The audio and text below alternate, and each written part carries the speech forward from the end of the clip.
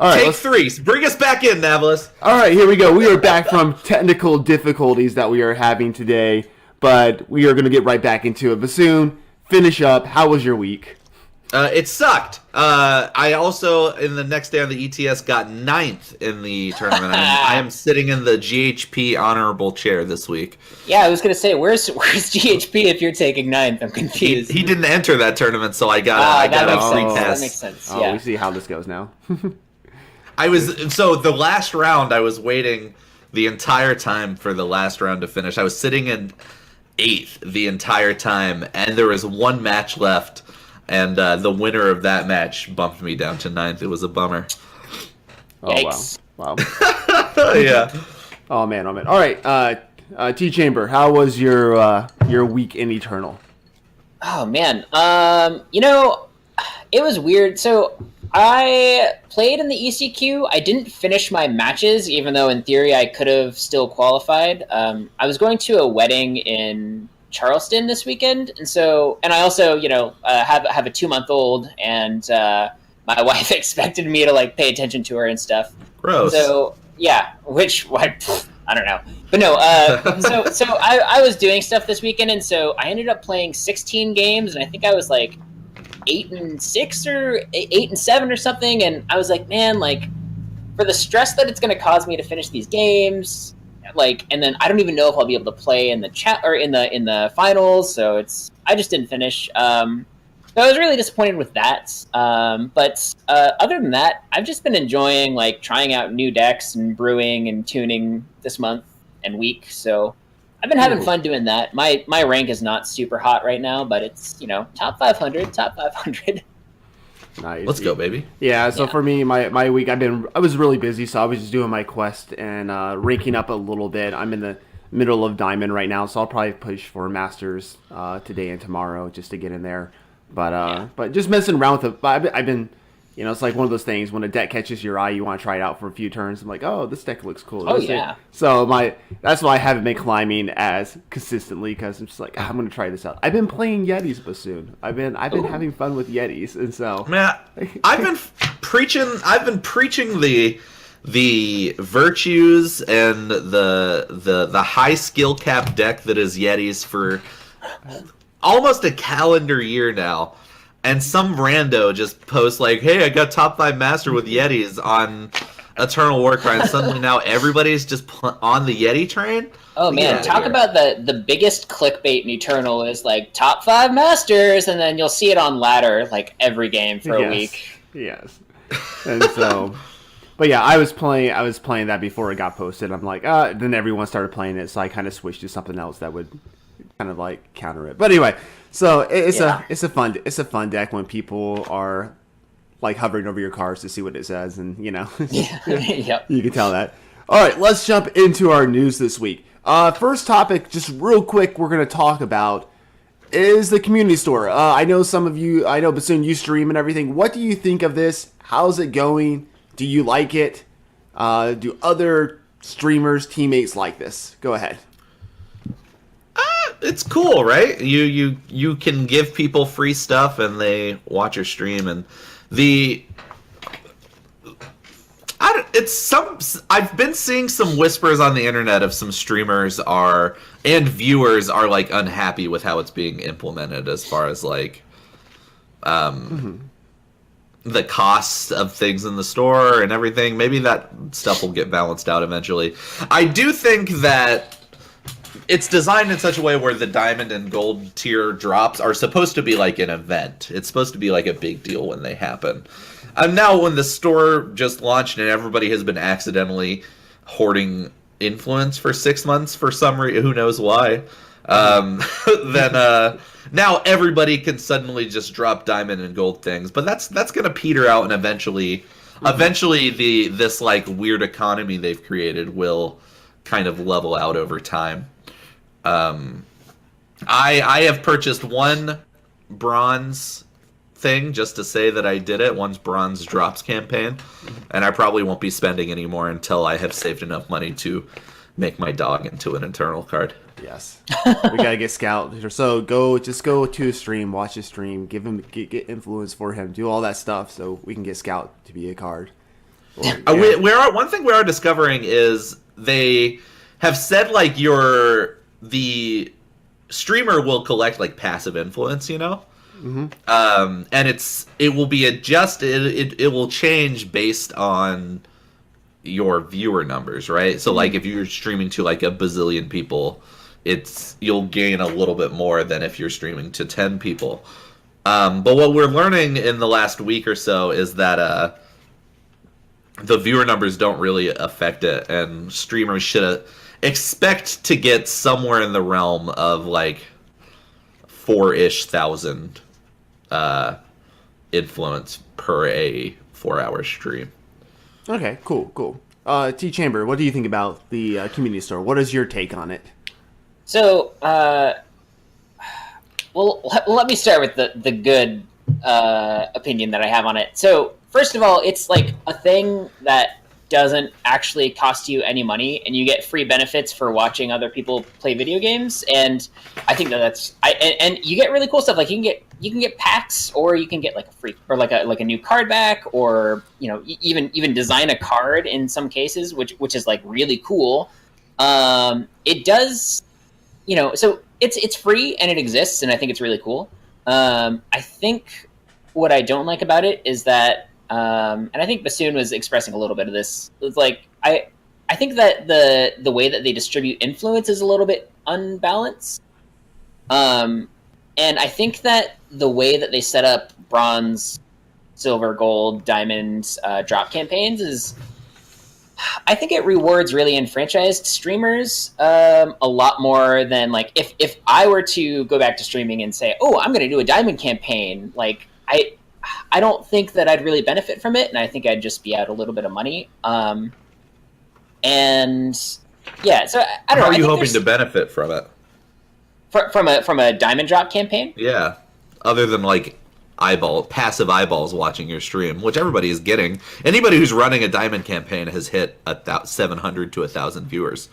Oh, really? Yeah. Well, then I just haven't been paying attention then. But but I don't know.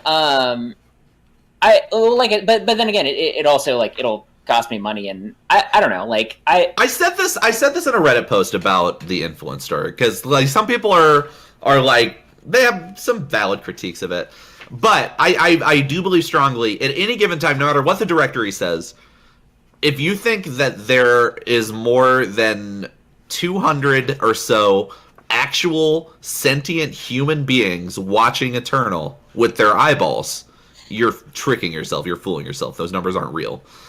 So you should just focus on appealing to the actual 200 humans who are watching Eternal streams rather than a fake number. Sure. With weird digital blue orbs. Like, those are cool, they're fine. They're a net positive probably. But I think the orb craze is we're losing sight of the actual human beings who are actually participating in. Yeah, and that was actually the next thing I was going to bring up is like I feel as though like people will tune into a stream just for Twitch drops, and they won't really they won't really care about the person on the other end, which is sort of weird. I mean, overall, like I'll wrap up what I'm trying to say about this. Like overall, I think it's a good thing because I think that you get free stuff, and people have been asking for the influence store for a long time. But I think that it has some adjustments to be made, and I think Direwolf will probably make those adjustments. So yeah, I've never seen anything like this in another game, so it makes sense that it's not perfect. Exactly, and they're doing this thing that's new and different and fun, and it's like you have to remember, we have complaints, but the Eternal community loves to complain. So yeah, you have to remember that when they released, they're like, be patient. They basically said, "Be patient with us. Adjustments are going to be made. This isn't perfect." Yeah. So they said that in the post, like, "Hey, things are going to change." So it's not perfect. So it's like we have to remember that, and they will make, and they do make changes. We're going to talk about some changes in a little bit. So let's move on to our next thing. We have a new event coming up this weekend. The mating call event. All right. Yes. This right here is an event where you only can have 2 of each kind of card in a deck. Basically, instead of having 4 copies, you only can have 2 copies. And so That's non-power, so we can still have all our non-power. Yes, that is correct. And so basically, it's all the stuff, the event costs 2,000 or 200 gold to enter. Each run consists of 7 win or 3 losses, and awards a minimum of 2 packs of Defiance. Your first 3 runs will determine your position in event leaderboard. Begins this Friday and Sunday. And, but yeah, so what do you think about this? I think this is kind of it can make for a cool thing. It's almost like a singleton event, but it's not really. It's like a little slight twist because it's like a doubles event or something, Any sort of event that rewards you for thinking outside the box and brewing is 100% a net positive thing that everybody should do.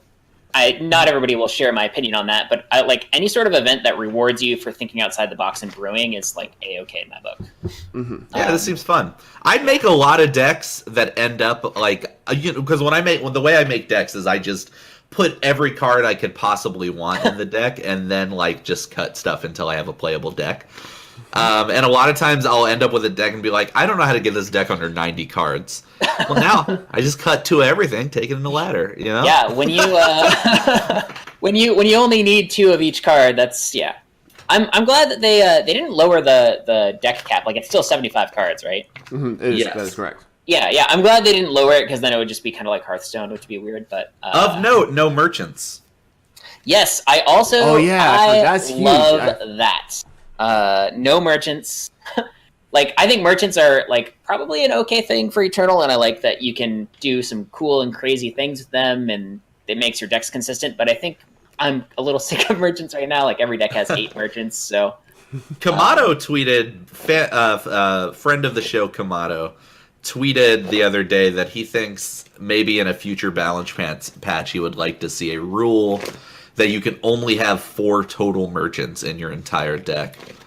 And I'm curious to see how that would change the game. I think that's probably an interesting idea. I think it's probably healthy. Like, because a lot of people are arguing that like the reason that people are playing 8 merchants is because the new smugglers are powerful on their own. I don't think that's the case. I think that the case is actually that we have crazy cards like Joe of the Endless Horde, which rewards you for having 8 to 12 ways to tuck away the other half of him. And I think that's kind of the reason that merchants are so good right now. Because if you look at all the 8 merchant decks, they all have Joe in them. Yeah. So I don't think that the merchant 5 through 8 is the problem. Although I wouldn't hate that balance change. Yeah, it makes it a lot harder to infinitely shuffle Zoe into your deck forever and ever and ever. Yeah, exactly. Well, and the fact that like most of these decks too are like they're putting Joe in and out of their market, so they're getting card advantage when they put him in and when they take him out. So you don't need to do things like put Cauldron Cookbook or Wisdom of the Elders in your deck. I was talking about this on my stream the other day about how Cauldron Cookbook went from being like a borderline broken card. I think it was like in the realm of broken. Like a couple months ago, like a few months ago, and now without changing Cauldron Cookbook, we just have so many more powerful ways to create card advantage that Cauldron Cookbook is laughable. When I see people play a Cauldron Cookbook, I think like, where have you been? What have you been up to the last several months? A blast from the past, and so yeah. I agree. It makes me laugh because where I've seen it most, and I've only seen it a couple times in the last 20. I streamed for like 4 hours yesterday, and I saw 3 of them in the wild. Well, I'm curious. Were people playing it main deck, or were they getting it out of the market? I saw 2 out of the market, 1 in the main deck. Okay, because I think it's reasonable in the market, but then again, you could just have another card and then be better about shuffling. I think if you know how to use Joe and how to shuffle him into your market or put him into your market and get him out, then you don't need Cookbook because you have the treasure troves and a giant flying dragon, and I think Cookbook becomes a little redundant at that point. Yeah. So, but yeah, the new event, Mating Call, it looks cool. I'm gonna definitely play in it just to see how the meta is. It'd be kind of interesting just to see the meta with just 2 ofs. So sure, a lot of diversity will happen in that. And then this past weekend, we had a little thing called ECQ, and the top 8 happened. And the top 8 is a little bit interesting. There's some interesting decks in this. So, Tchamber, we'll start with you. What do you think of the ECQ top 8 here? I think that Jund, Winchest. Mm-hmm. What's a Jund? I know what Jund is, but anyway. Excuse me, don't play Magic. FGS, Winchest, very powerful deck. It was interesting. I think it was either Flippy Flop or Kamado. I'm not sure. Somebody posted like a pie chart of all of the archetypes that made the top 64. And Genev was actually, I think it was 25% or more of the meta, and Jund was slightly behind that. And I think Genev is supposed to prey on Jund. So I don't know if it was just like a matchup lottery thing, but I'm surprised that we saw 3 Winchest decks and 1 Genev. I would have expected that to be a little higher. Although I do think it's overstated in general how badly Genev beats Winchest. Oh, I agree. I think it's probably a slightly favored matchup, but everyone talks about like FTP dunks on FJS, and that's just not true. That's not true. Yeah, because we FTP can definitely shoot a few 3-pointers, but there's no monster jam dunking going on. Yeah, there's 3 Winchest decks in the top 8, so that deck is still really powerful. And then, but we had the deck that won it was that Fire Shadow deck, the Grenadin deck that we saw take. I think it took down the ETS, right? The tournament there. Yeah, it took down. It also took down this one. So congrats to GT100 for his first place finish with GT100 hangs out on my stream sometime. Friend of the stream. Good person. So congrats to him and everyone in the top 8. Any other things you want to say about that before we move on? I just want to take a second and talk about the Reanimator deck. They got 5th Isomorphics Reanimator deck. From the Void deck. Okay, that's like the official From the Void deck now, you know. It's a Feln Reanimator deck with an uncastable Azendel in the what influence is in this deck? Name all 4 of them. What are they? Okay, so it's a Feln deck. So you have Shadow and Primal. You have light time influence cards because you have a playset of Azendel, uncastable, no time power in the deck. And then you have some amount of Justice power in the deck, only so you can discard Privilege of Rank and get the Justice power. You don't have any Justice cards to play with your Justice power. But discarding the Privilege of Rank and getting just any amount of power helps you get to 8 so you can hard cast your... Oh yeah, even if it was factionless power, like if it was like if when you discard Privilege of Rank gain 2 power or whatever, I think that would still see play in this deck. Because you don't have any other Justice cards in here, right? No, it's just 0. It's just Privilege of Rank. It's just privilege. It's just to kind of ramp you, kind of, sort of. Yeah. And everything. I mean, when I looked at the deck and I'm like, okay, this is 4. I'm like, 4 colors, 4, 5. I'm like, it was like, wait a second. I'm like, there's no Justice cards in here besides Privilege of Rank, and there's for Azet. I'm like, okay, this is cool. I want to play this. Yeah. So it's a cool deck. It's pretty good. People are saying it's broken. I disagree. I don't think it needs to be nerfed at any point.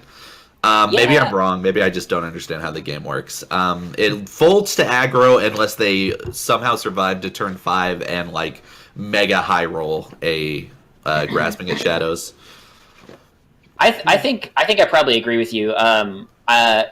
Notably, it's piloted by Isomorphic, who is consistently in like the top 10 of draft and ranked. So, like, he's a very good player. And it does have some inconsistencies. I ran this through like 5 or 6 games, and it seemed like there were definitely games where you just got ran over by aggro, like you said. And then there are games where you just can't find your pieces. But it is like, I'd say that it's like more consistent than you'd think. I was keeping notes on my ECQ matches, and my notes on this deck for the couple of times I played it against it just said uncastable Azendel, you bet. And, Sign me up. yeah. But yeah, the only time I've ever lost to this deck in the last week with an aggro deck was the time they drew 4 Suffocates and I mulled 6.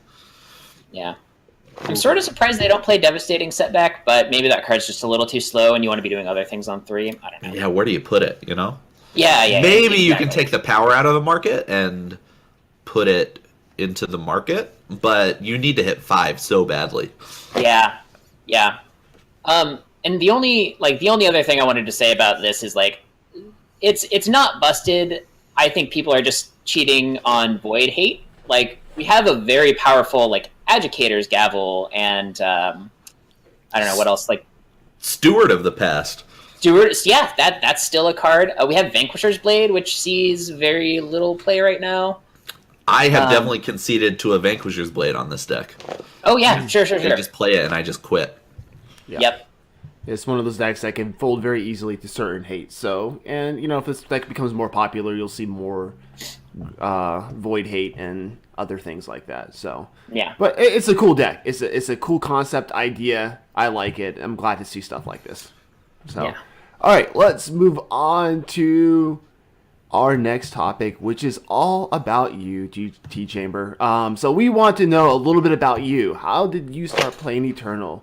What content do you do? How did you get your name, Tchamber 5? So let's start with your name, then move on into your card game history, then how you started playing Eternal. How about that? Yeah, so it's funny because my name is Tim, and my last name is Chambers. So Tim Chambers. Sorry, I've got a little frog in my throat or something. I keep coughing and shit. Tim Chambers is my name, and T Chambers was already taken, so I changed the S to a 5. And now everybody is like really like I've heard it pronounced so many different ways, like Tchamber 5 or Tchamber or whatever, and it's actually just Tchambers.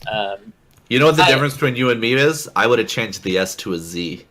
Ooh, Tchambers. I would have put like 3 Z's on the end of it actually. But yeah, I also like my gamer tag, and this is from when I was like 16. I was signing up for Xbox Live, and my childhood nickname was always Scooter, and so I typed in Scooter with a K or whatever, and it was like Scooter is already taken. Like, why don't you try these names? And it was like a bunch of weird like Top Scooter, Scooter 73, and one of them was Hot Scooter, and so obviously. Obviously, I picked that one, and I recently am like, man, like that's a really dumb name. So I'm trying to change all my stuff to Tchamber 5, just because it's, I don't know, it looks better. Can I have Hot Scooter and it if you're not going to use it? I mean, yeah, that's my current Twitch account. Actually, is twitch.tv/Hot Scooter. Damn. Yeah, so that's I don't know. Such a rad name. I know. I kind of want to get it changed, but I'm also like, man, do I want to give up the real estate that is Hot Scooter? I don't know. But yeah, like my name's not very exciting. I started playing card games a long time ago. I didn't start playing Magic until relatively recently, but I played a lot of other card games. So I played let's see, when I first started playing the Star Wars CCG. Don't know if you guys ever played that, but it was like, oh man, I played that a long time ago when I was a kid. And like, I collected a lot of cards and I went to tournaments, and when I was like 13, I was playing in like the state championships and stuff. And I never won a bunch of money or anything, but it was a good time, and I got kind of the competitive card game bug there. And that game actually got discontinued. Like they stopped printing cards for it. So that kind of fell out, and I ended up selling my collection to somebody for more money than I should have gotten for it. And after that, I was kind of looking for a long time for a new card game. There was Game of Thrones. That was a card game for a while. I think that's also now defunct. That was a fun one. And then I played the World of Warcraft card game for a while. And I had a ton of fun doing that. So, but again, God, that also got discontinued. Maybe I'm just cursed. Uninstall Eternal right now. Yes, I'm seeing this right now. Like, okay, there's a Not trying pattern to with ruin you. it for everybody. And like this entire time, I was like, oh, like Magic is dumb or whatever. Like only nerds play Magic. And I played Hearthstone for a while because that was kind of that was like the continuation of the World of Warcraft card game. And they even had some of the same cards and mechanics, and then but it was like more suited for digital platforms, so that was a lot of fun. And I played that for a while in beta, and then I fell in love with Magic. Like I picked up a starter deck, and I was like, oh, this could be fun with like me and a buddy. And oh, geez, that was a spiral. Many dollars later, and You might say that was a void right there, right? yeah, exactly. But I'm from the void now. And so I used to travel to PPTQs and tournaments and GPs with my friend I Am Monstrum. Well, he used to be my friend until he dunked on me last week. Wow. Not my friend anymore. Are we ready to get into that? Oh yeah, no, I was having a really great week, tuning into one of my favorite podcasts, and what do I hear except for somebody who I thought was my friend just slamming me, and it's only because of one bad ETS result too. It's you just don't know who people are anymore. Wow. Anyway, that's all I'll say about the topic. The only thing actually that's true. The only thing else that I'm going to say about the topic is Monstrum was talking about my tournament success, and I'm just going to say one of us is qualified for the Constructed Masters Challenge. One of us is not. Spoiler alert. I'm qualified. He is not. Yo. Oh my god. We need a new backboard because you just shattered it, dog. Holy moly. Oh jeez. Anyway, but to be real, like he's actually one of my very best friends in real life, and we've traveled a lot together, talked a lot of card games together. Like he's a great guy. Also a fellow member of Team Rankstar, so I probably shouldn't dunk on him too much. Where's your jersey, dog? I've got a hat actually. I don't know if you can. Oh, okay. Yeah, I just haven't the ordered. The brim was up. I just noticed that it was. Oh yeah, here I can. Oh, great! That's a hot scooter look if I've ever seen one. Oh yeah, the hottest of scooters, right? When the hat tilts to the side, you transform. You transmogrify into hot scooter. Oh yeah. It's definitely my alter ego. It's like when Clark Kent takes off his glasses, like. But yeah, and then after Magic, I Am Monstrum is actually like I played Eternal back in like either set 1 or set 2. I don't know. I have the Platinum or the Diamond card back. I wish I had the Masters one, but I don't. I have the Diamond card back from the Founders Pack or whatever, and so I've been playing since set 2, I think, and I started it and I was like, this seems like fine, and then I couldn't really play Magic anymore. And it was costing a lot of money, and Eternal like kind of scratches that itch because there's a lot of competition, and especially now that they've done the ECQ, I think that it's just like there's a lot of really top tier competition. A lot of really smart people play this game, and I like surrounding myself with smart people. So, and so here I am. And as far as content for Eternal, I do write articles for Team Rankstar. My kind of weekly, semi-weekly column is Beyond the Top 8, where I look at ETS results and also ECL results, but I usually focus on the ETS, but I look at decks that went, that missed top 8 on breakers or went like, 4-3 or something like that. Decks that I think have potential but are maybe just like not tuned or whatever. I read that when it comes out. It's a good article. I like it a lot. I agree. That's good. It always blows my mind because like it's just like such a weird thing where I just like type my thoughts onto paper and then like make it like I try to make it flow and like and whatnot, and people all the time they'll like friend request me and I'm like, oh, this is probably like a salt thing, and they're like, hey, I love your articles. I'm like, oh, cool. Isn't it the worst when they add you after they beat you and do that? It makes me so sad. Yeah, I feel bad because like I do that to people sometimes where like like I beat Paradox the other day, and I friended him, and I was like, "Hey, love the Seek Power Gaming podcast," and he's like, "Oh yeah, thanks. Also, we're not going to do that for a while." And I was like, "Oh." They're just really busy. They're fine. Yeah. So it was just like a sad thing. But yeah, like it's always, I'm always very surprised and humbled that people like read my content and that it actually like sparks some sort of conversation on Reddit, and like I think it's a really cool thing. And it's just like I like writing and talking about card games, so it's just a good thing for me to do. And yeah, I'm glad that people read it. But it's also fun for me to see like, oh, like this person's like running this deck with this tech card, and like I don't like the deck, but this tech card's really cool. Maybe I can put it over here. And so, can we expect an appearance by BassoonBuffoon's 9th place Yetis in the next episode of Beyond the Top 8? Yeah, I mean, I'm not doing an article this week or next week just because I am studying for that exam, but I probably would have said something about it. Well, I mean, not unnotably, Yeti's made top 8 in the ECQ too.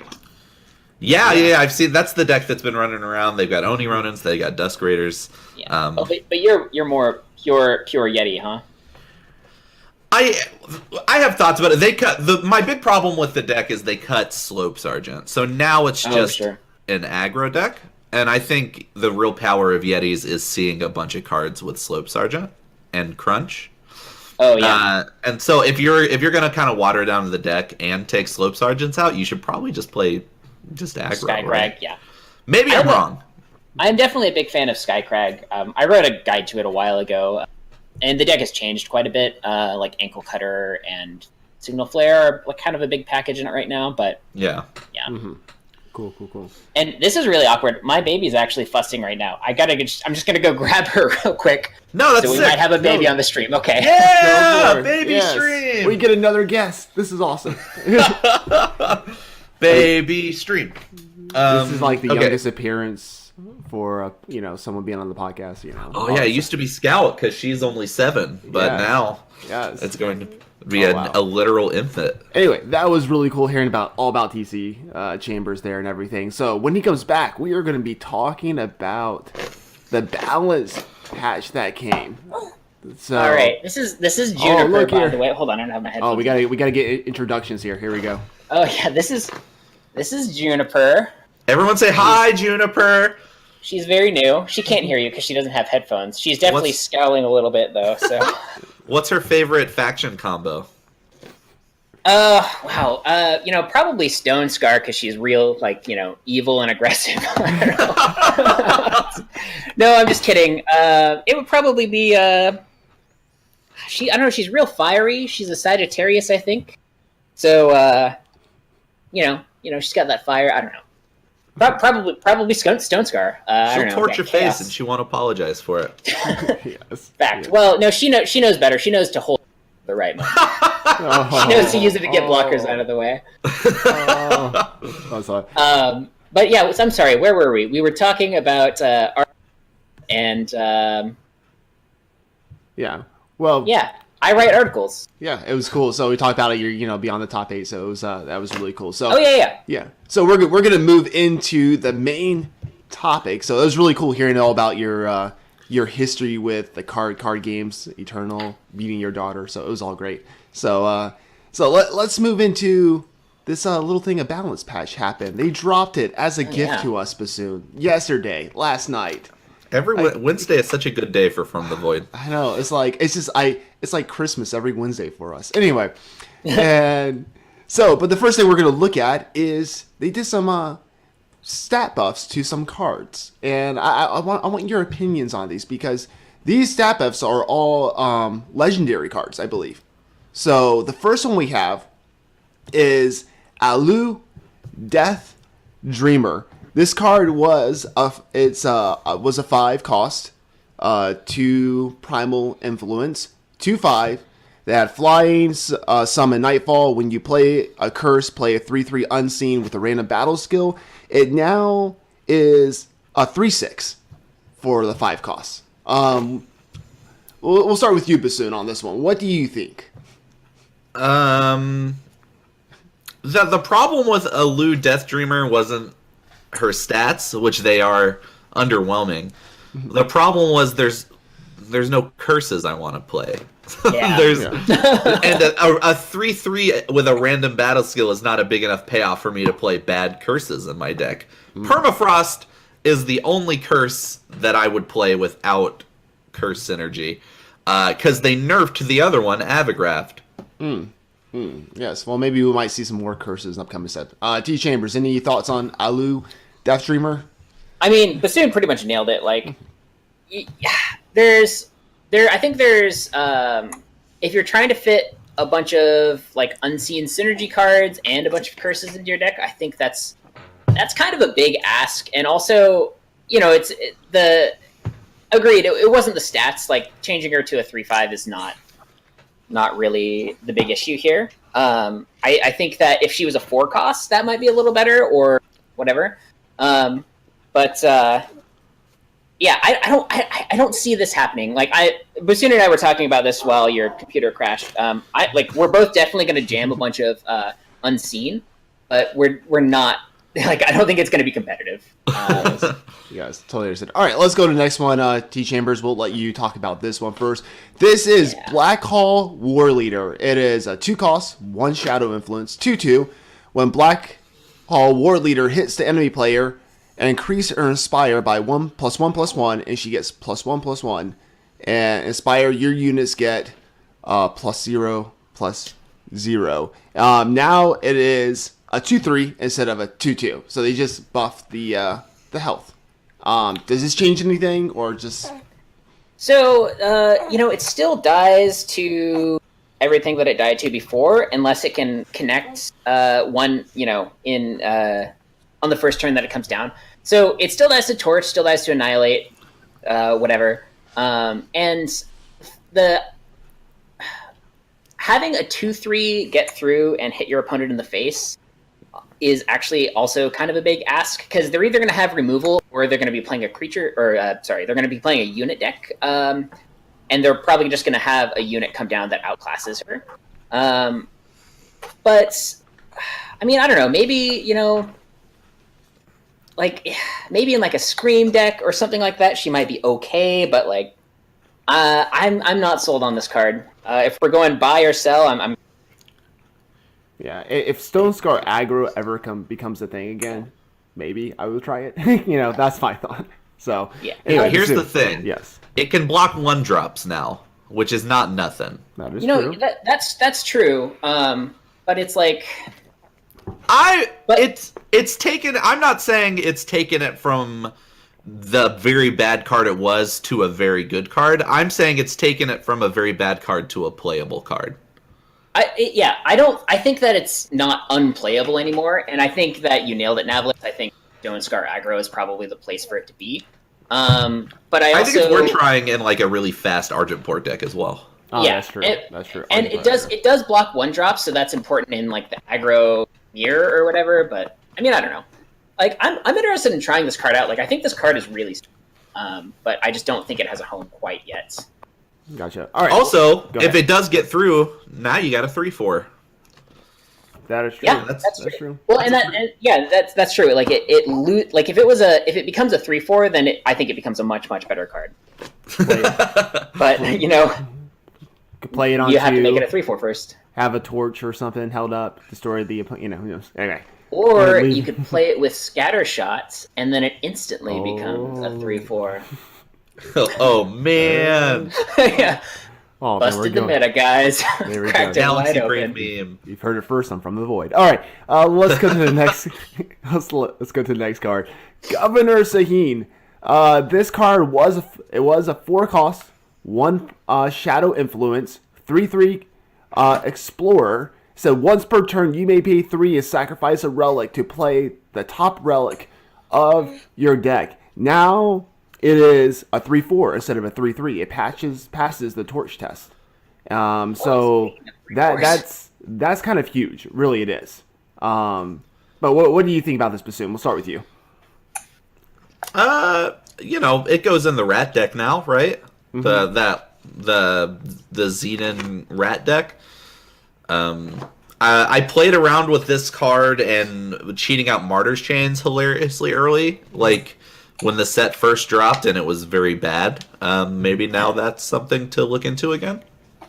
Possibly. Go Oh, ahead. go ahead. Sorry. Go ahead, Tchamber. I was just gonna say I'm in the same boat. Like I think, I think maybe revisiting some strategies that people were first trying when Sahin was first when he first came out. I think also, and we'll talk about Severin later, but Severin also got a huge buff. And so I think him and Sahin go into the same deck, and I'm just not sure what it is yet. Yeah, I definitely want to try it out now in the Severin deck, which we'll talk about in a second. But yeah, but passing the torch test is huge though, and it's still your protect from Vanquish and everything else. So it's in that sweet spot of that 3/4. So definitely every time I'm building a deck, I'm always looking at I'm always looking for 3/4s because I think that they're very good in this game, especially right now with like Torch and Vanquish going around. Yeah, for sure. So that's cool to try out. Let's move on to our next one, Name Taker. All right, Name Taker was an 8-cost, 3 Shadow Influence, 6/4 Relic Weapon, and it has this: when an enemy unit dies, the enemy player discards each copy from their hand and deck. Now, Name Taker is the same cost, but it is now a 7/5 weapon instead of a 6/4 weapon. Bassoon, does this change anything? I don't think the stats are why this wasn't seeing play. Okay. I think the fact that it costs 8 is why it wasn't seeing play. Yes. And now, if they dropped it to 6, be a 6/4 weapon, then I would be interested. But anyway, yeah. I mean, make it a 6/4 weapon, and that's fine. Then we're playing it, right? Oh yes, for sure. I think that it does need a cost reduction to see play, just because I feel like if it was just a blank text box, it would be a worse sort of Sky King. And I'd argue it is still a worse sort of the Sky King. Well, yeah. Well, but yeah, if it was 6 cost, because I think what you want to do is in the late game, go, and not even in the late game. That's the awkward part about it, is like ideally you'd want to go Name Taker plus removal in the same turn. But that's, you can't do that on turn 8 or not even turn 8. You can't do that on turn 10 or whatever, right? Because by that time they've already played out half of their units, and this time to get up. But by that time they've already played out half their, and it seems like this is just a very irrelevant ability. Yeah. So I had never considered this combo before until I just saw these 2 cards back to back. But we can cheat out Name Taker with Governor Sahin, right? Ooh. You're getting my juices flowing here. Take that. Kate in chat also points out that it does kill Tavrod now. If you can't kill a Tavrod till late, have a good game. Yeah, right. Again, going back to if this was on 6, then it's like, oh, now you're talking. But that's okay because we're cheating it out on 5 with Governor now. Oh, right. Right. For sure.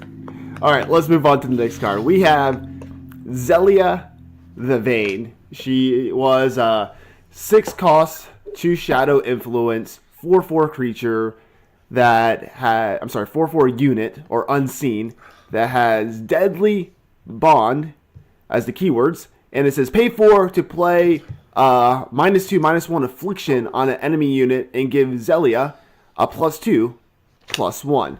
Now, instead of being a 4/4, it is now a 4/5. What do you think? It just buffed its health just by 1. Tchamber. Zelia has always been my favorite bad card in the game. I love this card, and it sucks so much. She didn't get a cost reduction, right? It's still a 6 cost. It still costs 6, yeah. Yeah. So I don't think that the extra point of health is going to do much for her. But again, it's unseen tribal. I don't know. We got another unseen. So it's. I definitely like I said. Don't get me wrong. I'm gonna play a bunch of Felm unseen with Zelia and what's the other name? Zula or Zua or something. I don't know. The first one we talked about. But I'm gonna play a bunch of unseen tribal. There's a bunch of games with it, and it probably isn't going to be very good, but I think that it'll be at least competitive in the casual queue. I don't know.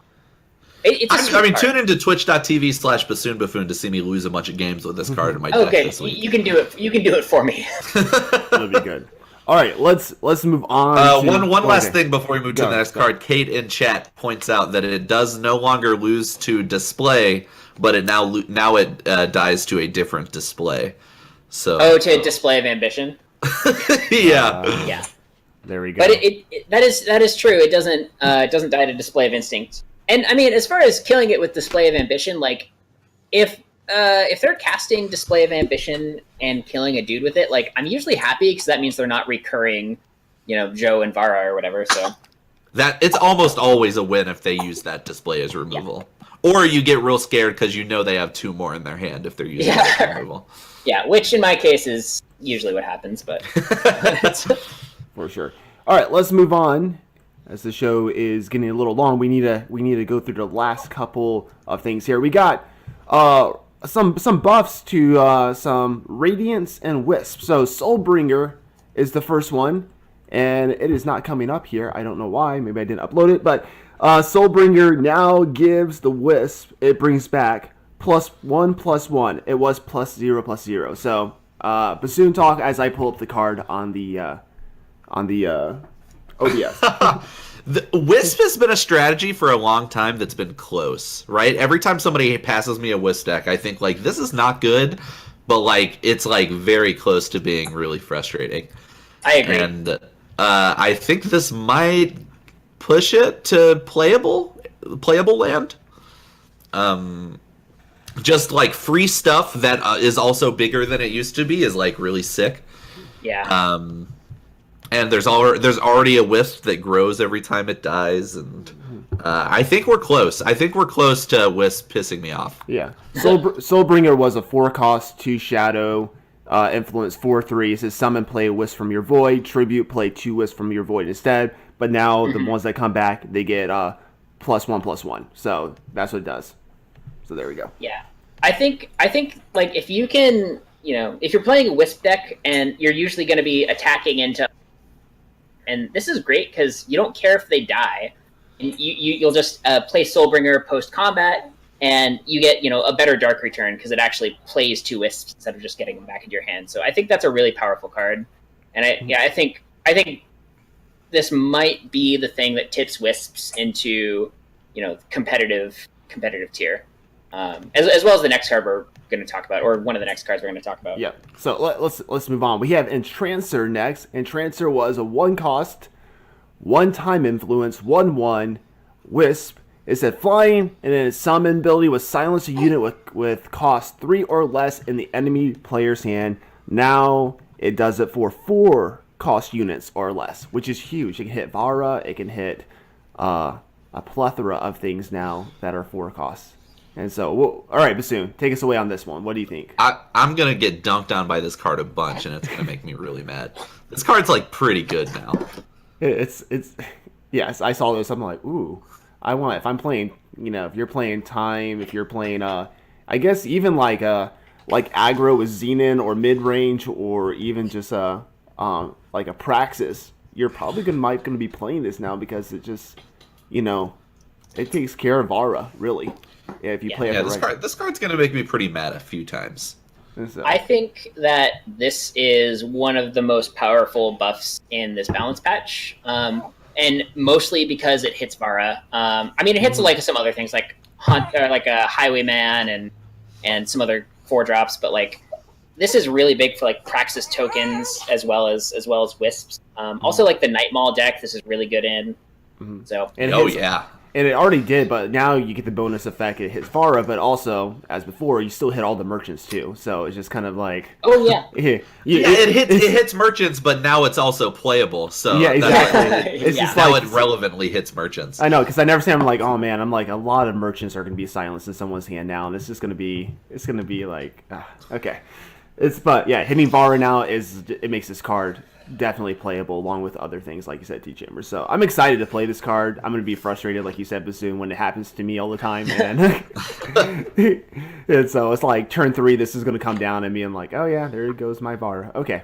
But yeah, so But yeah, I'm excited about Radiant List. I'm glad they're doing this. They're making them more playable, which I think is cool. And all right, let's move on to the last ones here. We have for the last is cost reduction. They did some cost reduction here, so I'm excited about this. The first one we have for cost reduction is Ava's Islands Elite.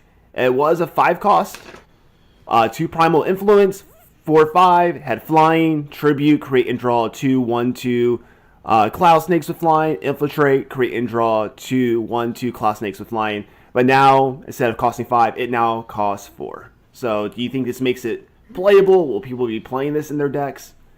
Tchambers, let's start with you. What do you think?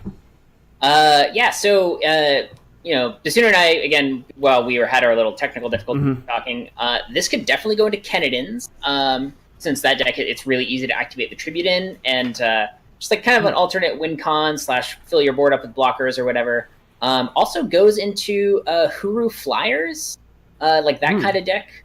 But yeah, it becomes a really good top deck, I think, especially if you can turn on tributes. And like a 4/4 flyer for 4 is fine. So it passes the vanilla test. It's a 3/4. Oh, it became a 3/4. Sorry. Oh, sorry. Yeah, 3/4. 4 cost 3/4. That's still okay. Like if you just need a blocker in a pinch, passes the torch test, passes the vanquish test. So I think this is actually a huge buff for this card. Is Shimmer Pack back? Oh god. Oh no. Oh no. That's one of the things I thought too. Is maybe it's time to revisit Shimmer Pack. You know, I'm gonna be doing that later today. Shimmer Pack is back, my friends. All right, but yes. Anything else you want to say, Bassoon, before we move on to the next one? No, I'm gonna lose a bunch of games with this in my deck too. I'm pretty sure it's probably not great still, but I'm gonna try it in Kenedans. I'm gonna try it in a few other tribute strategies, and I'm going to lose a lot. But I like the card. Cool. The next one is Lethray Hideaway. This is a 2 cost, 1 primal, 1 shadow influence relic. It says once per turn you may pay 4 to give one of your elves +2. Summon, play a 2/1 dark elf. So we'll start with you, Bassoon, because you like. I think you like elves, right? So now it's been buffed, and it only costs 3 to activate now. Yes, right. That's right. the buff. That is right. I'm sorry. Yes, it was 4 to activate. Now it's 3 to activate. I forgot the buff. I apologize. Elves is weird because whenever you play a Feln aggressive strategy, you're kind of priced into just putting Haunting Scream into the deck, right? Agreed. And then you're like, okay, well, I've got all these terrible elves in my deck and Haunting Scream. What if I took the elves out and played better units? And now you're just playing like Second Blues Nightfall Feln Berserk deck, right? And that's every time I've tried to sit down and make an elves deck, that's what's happened. Is it's bad Scream until I take out all the bad cards and put in good Scream cards, and then I'm playing Scream. And I was like, oops. Oops. And I think that this is not enough to make an elf strategy like that worth playing. Yes. Could be fun, though. Yeah. That's what... I don't want this to turn into these idiots don't know how to balance their game. They know what they're doing. Like, they don't want like aggressive elves to be the best deck in the game, or they would have given it better cards. they just want it to be playable, and now it's like a little bit more playable. Yeah, they're slightly buffing it, and they're just tweaking things little by little, and plus they know what's coming out in next sets, so they're like, oh yeah. So. I am in the same boat as Bassoon. I shouldn't say. How's that feel? How's that feel to be in the boat with a buffoon? Yeah, feels dangerous. But yeah, it's. I think agreed that I think there are better Feln aggressive strategies, but I'm definitely I'm gonna build elves. I think it's a sweet strategy and cool card. So yeah, for sure. I still have fun with the elves deck that Bassoon gave to me. It's not the greatest, but it's fun, and it's just fun. I like playing out, so good. It's cool. All right, let's go on to our next card. We have Sleepless Night. Sleepless Night was an 8 cost, 2 shadow influence spell that said revenge, had revenge, and it said discard your hand and draw 4 cards. Now it cost 7. It was 8, now it costs 7. What do you think? I've seen this card played in a few decks as getting out of the market type thing, but what do you think? We'll start with you, Tchambers. What do you think about this?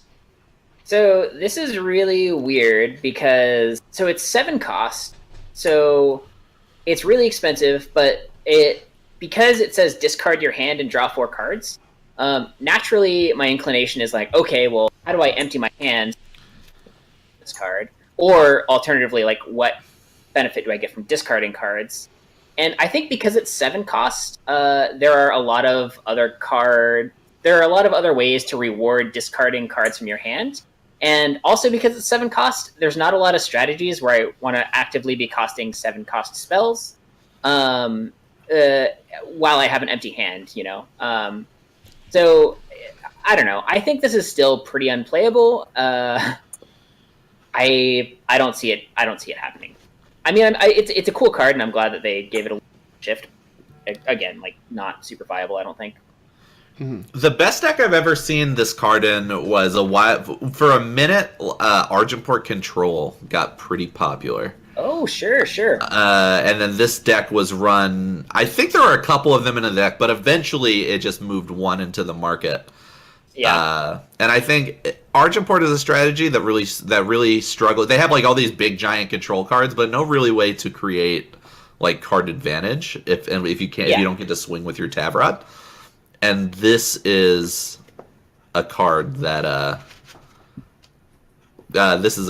could help that. And at 7, it's a lot more like, 7 is a much smaller number than 8 in Eternal.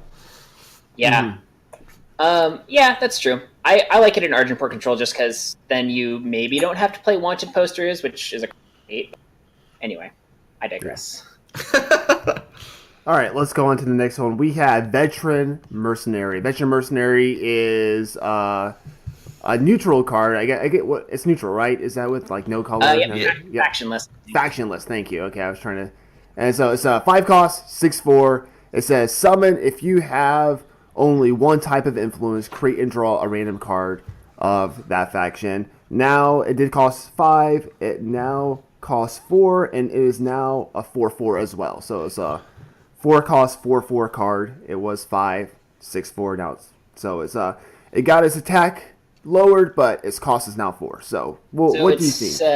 It's still a meme. There are better 4-drops in every single faction, so I don't see this supplanting any of them. Cool card, but meme. This card is impossible to balance. Because if you make it cost any less than 4, you can just accidentally have only one type of influence by turn 3. You know what I mean? How often do you only have one kind of influence on turn 3? I often do. So it's like sure, and this is like one of the only reasons to be in a mono-color strategy, and it's like not that good of a payoff for it anyway. Yeah. But it's impossible. You can't make it cost less, or else it's actually broken. Yes, Agreed. For sure. Agreed. All right, let's move on to the last card before we head out of here. I'm excited about this. This card just came out. It was a promo card. But now they have buffed it or reduced the cost of this as well. It is Star Reader Severin. It was a 2 cost, 1 shadow influence, 2/1. This said if you have 5 shadow influence, when you play a relic, play Severin from your void with +1. Exhaust it. Now it costs 1. I think that this is the biggest buff of the entire balance patch, actually. I mean, it's hard because you need 5 shadow and payoff, but the fact that it can just come down on 1 and be a 2/1, which is that's like the standard rate for 1-drops, right? So I like this a lot in like a Rat Cage, the Rat Cage sort of Xenon deck. With Sahin now, anyway. Yeah. So anyway, yeah. But I like the cost. I think it was already seeing some play. I think it makes it more playable. Just being and you're playing with Rat Cage and everything else is good. Bassoon, what do you think?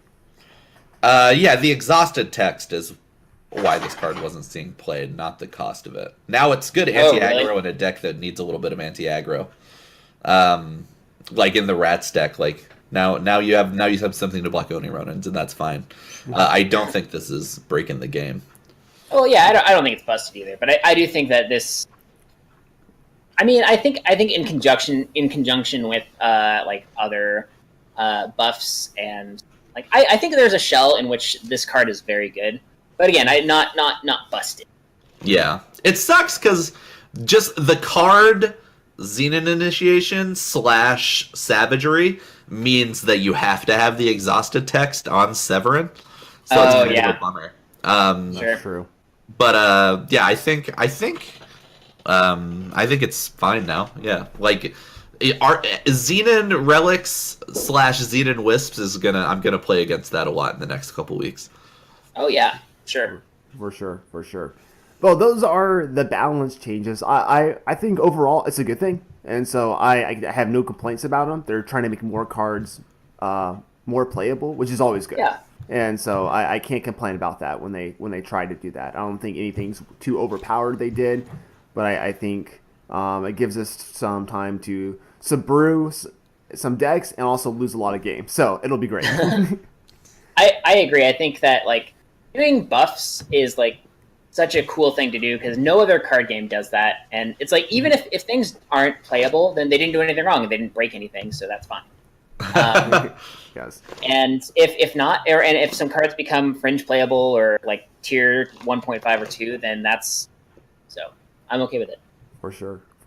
All right, let's move into our last segment so we can close out the show. The deck of the week, brought to you by our very own Tchambers. Do you want to run through this list real quick? You don't have to give us the numbers. Just give us the cards in this deck real quick, and then tell us what this deck is and what is it doing. Yeah, sure. So, core deck is the. Hey, you're okay, baby girl. Oh, she's Sorry. excited about this. Yeah, it's almost time to end the cast. Yes. The deck is definitely like the Alessi, Combre Mage, and Crown Watch Press Gang package. Mm-hmm. I think that is one of the best things you can be doing in Eternal. It's just it's very powerful. Anytime a card says fetch a card of your choice from your deck, I always give it a second look because it just adds a consistency to your deck. Mm-hmm. And notably, the Crown Watch Press Gang, because it has Revenge, and it's like it's a reasonable body too, so it can do some decent trading. Because it has Revenge and fetches another Alessi a second time, you can actually outdraw a lot of a lot of decks that you normally wouldn't be able to outdraw, like control decks and Jund decks or whatever. And as an additional card draw engine that we have too is the Merchant Joe package that I sort of pooped on earlier. Yeah, so you have the Merchant Joe package that kind of juggle Joe, get some card advantage, and also have a big flying threat. Yeah. Heart of the Vault. I know. I saw Heart of the Vault on this. I'm like, whoa, hang on. You got Alessi, Aurelian Merchant, Red Canyon Smuggler, Crown Watch, Heart of the Vault, and I'm like, Yep. What? So yeah, just all my favorite cards just kind of jammed together. Yes. Fun. The only thing we need double justice for is Curse Rule, and we'll usually have it by turn 5. So that's kind of what allows us to play the triple influence cards like Heart of the Vault. But Heart of the Vault is just like there are some times where you just warp in a Heart of the Vault and draw like a 0 torch and like either burn your opponent out or kill a bunch of their stuff, or like there's a lot of really cool things you can do. We have a removal suite here too, as well. We have 3 Defiance and 4 Torch.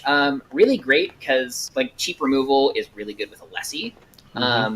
Also, one of the reasons we're playing Find the Way, not only because we have a lot of merchants, but because sometimes you're able to just like find the way, and buff your Alessi while fixing your power. 4 Vanquish, a lot of big dudes in the format. The Great Parliament as well. Like there are a lot of times, even though we're only running 25. Well, I guess we're running 29 plus 3 Find the Way, so we're running a lot of power.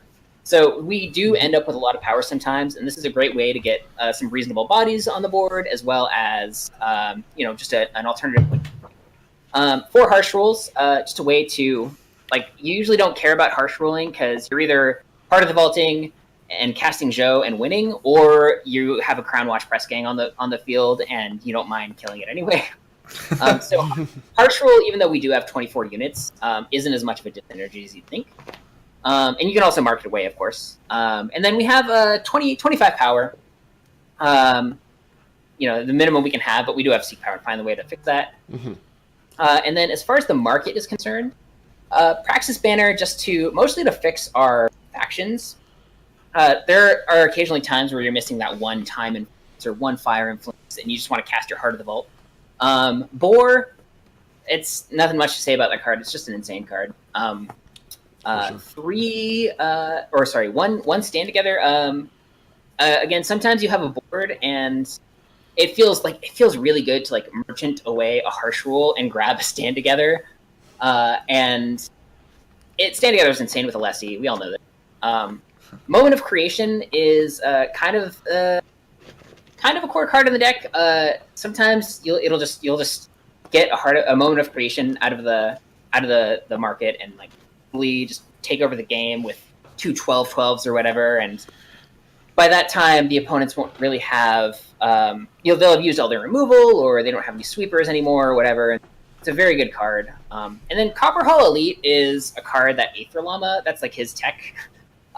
It's there because you want with 8 merchants, you want a proactive play that you can play immediately after your merchants, and this is kind of fits the bill because it's a 4/4, so you can play it right after your merchants, and it's like a reasonably aggressive body, and it also has Aegis, so it's a little bit harder to this could just be Sword of Unity or maybe like some other 5-drop.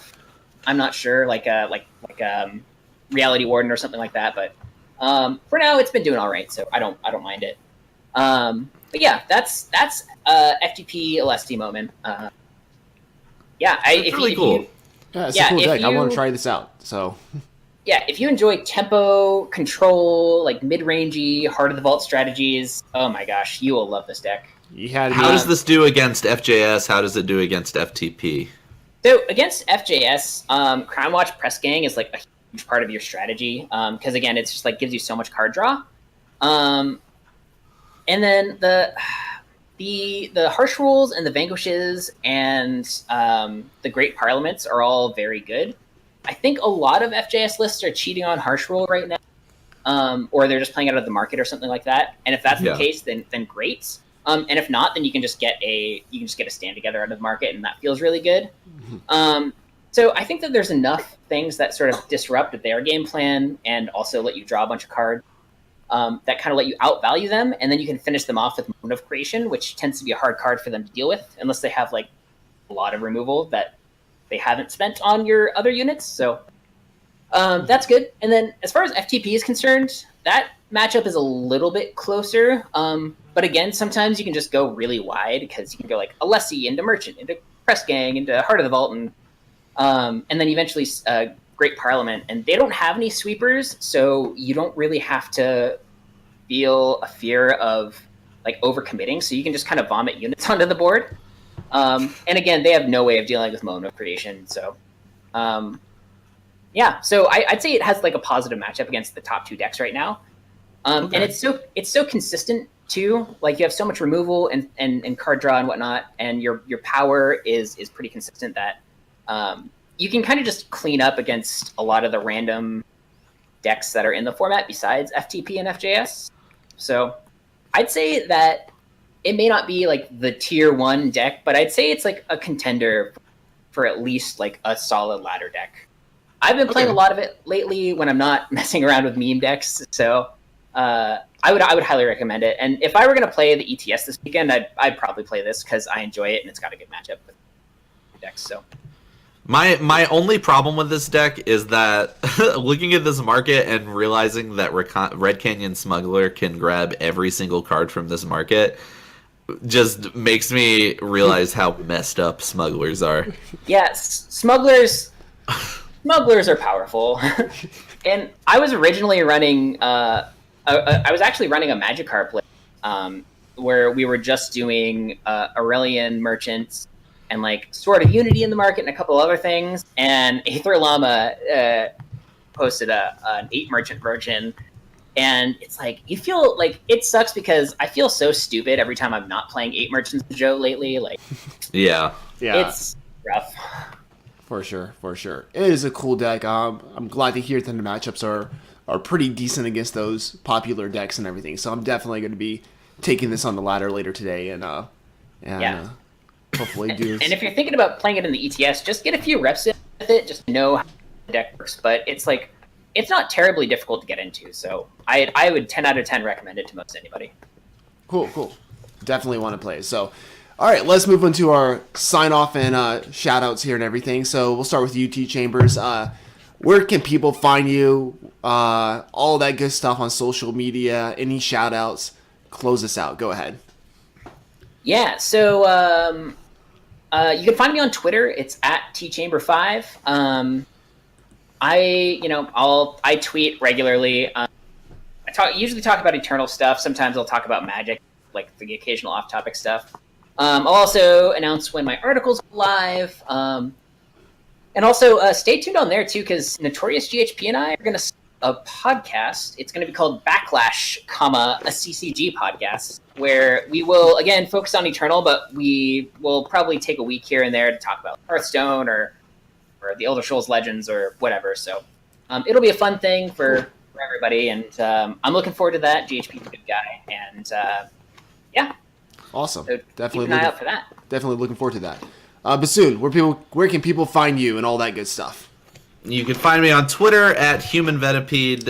It's an incredible and clever name. You can find me on Twitch at twitch.tv/BassoonBuffoon. I would like to shout out the Eternal Struggle podcast, our mortal enemies. Please continue your harassment campaign of watching and passive-aggressively upvoting all of their posts and videos. That's all I got for this week. Tell your loved ones you love them. Today's Valentine's Day, idiots. Oh, yeah. So if you're watching this and haven't gotten your significant other or something...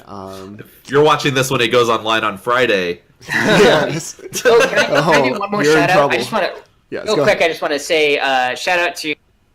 that's the team I'm on. Check out teamrankstar.com for a ton of really great articles and content. Yeah. Oh, and also we have our sponsor, Inktaming, hashtag plugged. Nice. Okay. So, Yeah. I believe you use what? TSR 12, you get some Oh, yeah. percentage Oh, off. Yeah. There's no reason you should be saying that. Not. Yeah. So use the promo code TRS12 at checkout, and you'll get 12% off. Awesome. All right, you can find me on Twitter at WhatTheDeckHS. You can go to our website, FromTheVoidPodcast.com. There's a link for our Discord where we hang out, talk Eternal, so go check that out. Remember, we have our sister podcast, the Hero Power Cast. You can find them on Twitter at HeroPower_cast, and also HeroPowerHS.com, where they talk all about Hearthstone, and they're awesome people too. And there you can meet and see our producer, Avanti. So shout out to him for holding us all together and helping us out with the production side of things. So shout out to you guys. Shout out you to Tchambers for coming on. Loved having you on. You have an awesome kid there, so I'm sure you'll have... Yeah, she's pretty well behaved for now. I know, she is. She's been very good for the past 45 minutes on the show. So True. So anyway, so thank you all for watching. Sorry about the technical difficulties, how we cut out. We appreciate your support just for viewing, for listening. So thank you all. Bassoon and I really do appreciate it. So until next week, we will see you from the void. Later, everyone.